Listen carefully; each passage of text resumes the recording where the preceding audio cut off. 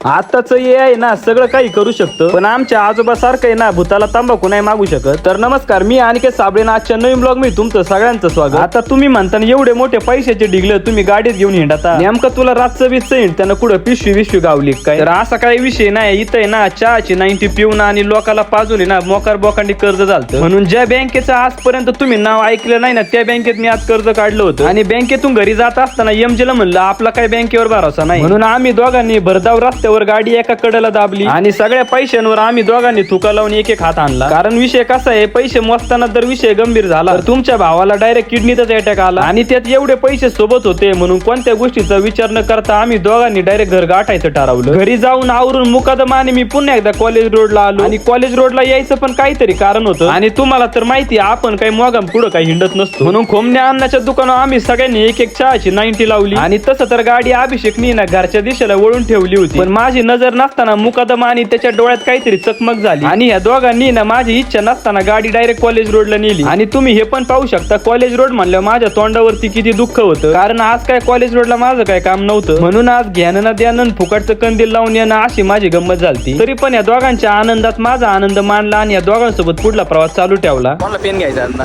मला पेन घ्यायचा, याला पेन घ्यायचा आहे. मंडळाच्या ते काय लिहितो आपण पावत्या पुस्तकं लिहायला पेन नाही आम्हाला, कॉलेज रोड म्हणून आलोय कॉलेज रोडला.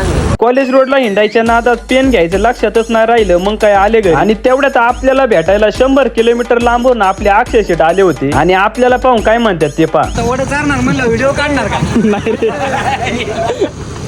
आता सगळ्या आमच्या कार्यकर्त्यांना भुका लागल्या होत्या, म्हणलं चला तुम्हाला इंडियन बर्गर खाऊ घालतो. असं बोलून सगळ्या युवक तरुणांना मी एका वडापावच्या हातगाडीवरती नेलं. आणि तुम्हाला तर माहिती जशी परिस्थिती तसा व्हिडिओ. बसल्या बसल्या आमच्या सगळ्या रिस्टर लोकांना इथं काय व्हिडिओ काढते याची आयडिया सुचली. एवढं म्हणायचं म्हणलं की तो म्हणायचं ऐका ना, एक वडापाव द्या ना. दोन चीज बुरी अजून एक वडापाव म्हणे ना, माझा अजून एक फाईल टाकावं लागेल. खटका लावून धरलाय.